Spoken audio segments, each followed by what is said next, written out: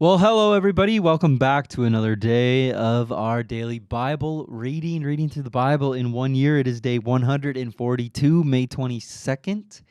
And we are starting a new book of the Old Testament today. So we are going to start 2 Samuel. So David learns of Saul's death, chapter 1. After the death of Saul, David returned from his victory over the Amalekites and spent 2 days in Ziklag. On the third day, a man arrived from Saul's army camp. He had torn his clothes and put dirt on his head to show that he was in mourning.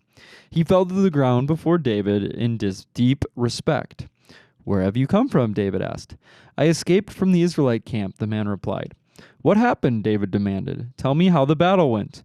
And the man replied, "Our entire army fled from the battle. Many of the men are dead, and Saul and his son Jonathan are also dead." "How do you know Saul and Jonathan are dead?" David demanded of the young man. The man answered, "I happened to be on Mount Gilboa, and there was Saul leaning on his spear with the enemy chariots and charioteers closing in on him. When he turned and he saw me, he cried out for me to come to him. 'How can I help?' I asked him. He responded, 'Who are you?' 'I am an Amalekite,' I told him. Then he begged me, 'Come over here and put me out of my misery, for I am in terrible pain and I want to die.' So I killed him," the Amalekite told David, "for I knew he couldn't live. Then I took his crown and his armband, and I have brought them here to you, my lord." David and his men tore their clothes in sorrow when they heard the news. They mourned and they wept, and they fasted all day for Saul and his son Jonathan, and for the Lord's army and the nation of Israel, because they had died by the sword that day. Then David said to the young man who had brought the news, "Where are you from?" And he replied, "I am a foreigner and an Amalekite who lives in your land." "Why were you not afraid to kill the Lord's anointed one?" David asked. Then David said to one of his men, "Kill him." So the man thrust his sword into the Amalekite and killed him. "You have condemned yourself," David said, "for you yourself confessed that you killed the Lord's anointed one." David's song for Saul and Jonathan. Then David composed a funeral song for Saul and Jonathan, and he commanded that it be taught to the people of Judah. It is known as the Song of the Bow, and it is recorded in the book of Joshua. "Your pride and joy, O Israel, lies dead on the hills. Oh, how the mighty heroes have fallen. Don't announce the news in Gath. Don't proclaim it in the streets of Ashkelon, or the daughters of the Philistines will rejoice, and the pagans will laugh and triumph. O mountains of Gilboa, let there be no dew or rain upon you, nor fruitful fields producing offerings of grain. For there the shield of the mighty heroes was defiled. The shield of Saul will no longer be anointed with oil. The bow of Jonathan was powerful, and the sword of Saul did its mighty work. They shed the blood of their enemies and pierced the bodies of mighty heroes. How beloved and gracious were Saul and Jonathan. They were together in life and in death. They were swifter than eagles, stronger than lions. O woman of Israel, weep for Saul, for he dressed you in luxurious scarlet clothing and garments decorated with gold. Oh, how the mighty heroes have fallen in battle. Jonathan lies dead on the hills. How I weep for you, my brother, Jonathan. Oh, how much I loved you, and your love for me was deep, deeper than the love of women. Oh, how the mighty heroes have fallen. Stripped of their weapons, they lie dead." Chapter 2. David anointed king of Judah. After this, David asked the Lord, "Should I move back to one of the towns of Judah?" "Yes," the Lord replied. Then David asked, "Which town should I go to?" "To Hebron," the Lord answered. David's 2 wives were Ahinoam from Jezreel and Abigail, the widow of Nabal from Carmel. So David and his wives and his men and their families all moved to Judah, and they settled in the villages near Hebron. Then the men of Judah came to David and anointed him king over the people of Judah. When David heard that the men of Jabesh Gilead had buried Saul, he sent them this message: "May the Lord bless you for being so loyal to your master Saul and giving him a decent burial. May the Lord be loyal to you in return and reward you with his unfailing love, and I too will reward you for what you have done. Now that Saul is dead, I ask you to be my strong and loyal subjects like the people of Judah, who have anointed me as their new king." Ishbosheth proclaimed king of Israel. But Abner, son of Ner, the commander of Saul's army, had already gone to Mahanaim with Saul's son Ishbosheth. There he proclaimed Ishbosheth king over Gilead, Jezreel, Ephraim, Benjamin, and the land of the Asherites, and all the rest of Israel. Ishbosheth, Saul's son, was 40 years old when he became king, and he ruled from Mahanaim for 2 years. Meanwhile, the people of Judah remained loyal to David. All right, then we will jump ahead to John chapter 12. We will be reading verses 20 through 50. So Jesus predicts his death. John chapter 12, verse 20. Some Greeks who had come to Jerusalem for the Passover celebration paid a visit to Philip, who was from Bethsaida in Galilee. They said, "Sir, we want to meet Jesus." And Philip told Andrew about it, and they went together to ask Jesus. Jesus replied, "Now the time has come for the Son of Man to enter into his glory. I tell you the truth, unless a kernel of wheat is planted in the soil and dies, it remains alone. But its death will produce many new kernels, a plentiful harvest of new lives. Those who love their life in this world will lose it, and those who care nothing for their life in this world will keep it for eternity. Anyone who wants to serve me must follow me, because my servants must be where I am.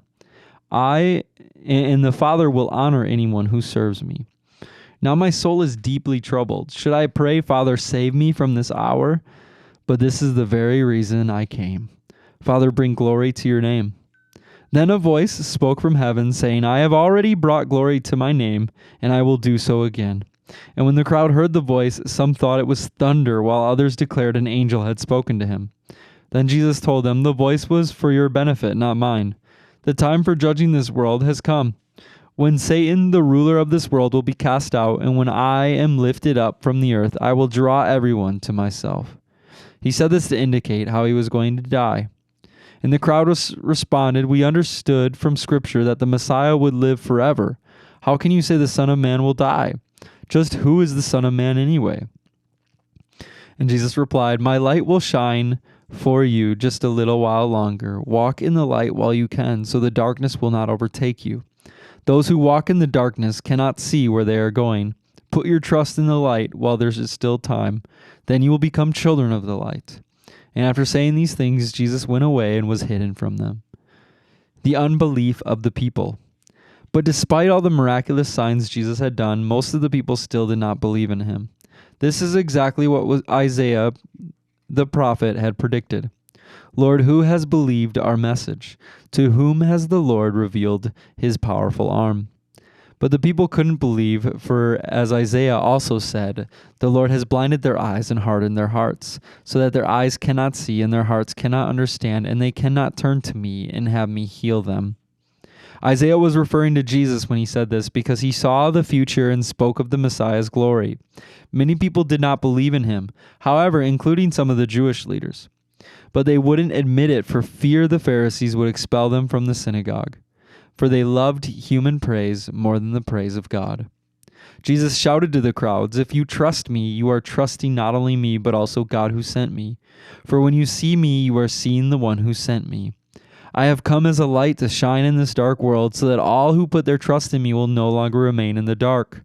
I will not judge those who hear me, but don't obey me, for I have come to save the world and not to judge it.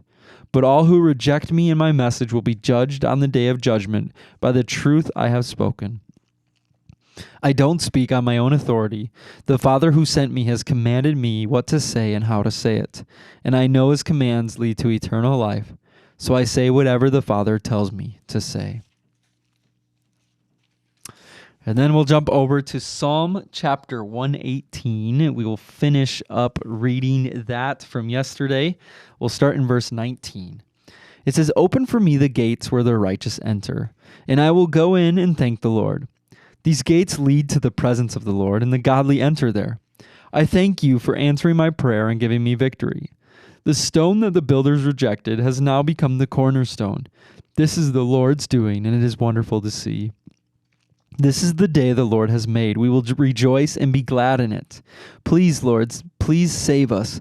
Please, Lord, please give us success. Bless the one who comes in the name of the Lord. We bless you from the house of the Lord. The Lord is God, shining upon us. Take the sacrifice and bind it with the cords on the altar. You are my God, and I will praise you. You are my God, and I will exalt you. Give thanks to the Lord, for he is good. His faithful love endures forever."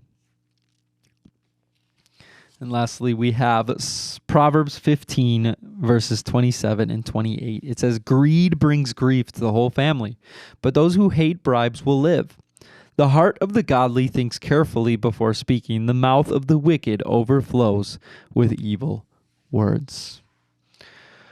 All right. And then last but not least, we have our quote from Oswald Chambers today. It is the explanation for our difficulties. Oh boy, this should be interesting. It says, "Jesus has prayed that you may be one with the Father as he is. Are you helping God to answer that prayer, or do you have some other goal for your life? Since you have become a disciple, you cannot be as independent as you used to be. John 17:21 says that they all may be one, as you, Father, are in me, and I in you, that they also may be one in us." Ooh, that's a bold question there. It says, are you helping God to answer that prayer, or do you have some other goal for your life? Jesus has prayed that you may be one with the Father as he is. Is that our goal? You know, that's, I think the crazy thing, like we can look at the passage in John that we read today, and Jesus, is inviting the people to come into the light. He's inviting them to walk with them, and the people are just missing it. It even says that the Lord, or that their hearts were hardened, and Jesus was hidden from them, and they're just missing it. They're missing this idea, and it's hard to put ourselves inside of their shoes, because they were waiting for the Messiah. Their life was like, we can't wait. Everything that they were taught in Scripture and stuff was all pointing to this Messiah, right? And we even see like, oh, the Messiah is supposed to live forever. What do you mean you're saying the Son of Man is gonna fall? Or what do you mean about that? That's not what we know of the Messiah. But they were missing it right in front of them. And as I read this Oswald Chambers quote today, I think obviously this is like a very straightforward, like, is the goal of your life to be one with God? Like that's a very straightforward question. But it also brings to attention the heart of, is our goal to be one with the Father, or is our goal to do what we think we should do? For instance, the people that we read about in John today were obeying and doing what they think that they should do. They were looking for the signs that they think, their decisions in life was based off of their knowledge. Their decisions in life and actions were based off of what they know. But if we take Oswald Chambers' quote and we kind of correlate the two, it's not about just living based on what we know and living with knowledge.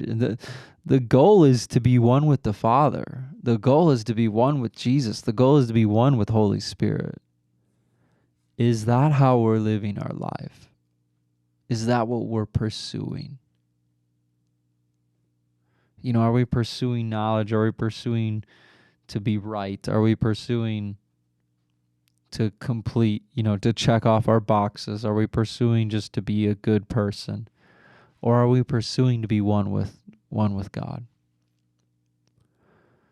And then, as he said, so Jesus prayed that we may be one with the Father as he is. Are you helping God to answer that prayer? Or do you have some other goal for your life? I think that's a good question for us to stew on today.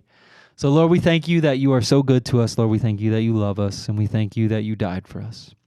Father, let us go into this weekend and let us just be filled with your love, be filled with your hope, and be filled with your joy. Thank you, Lord, and we pray this in Jesus' name. Amen. All right, everybody, have a wonderful Saturday, and we will see you tomorrow for another reading.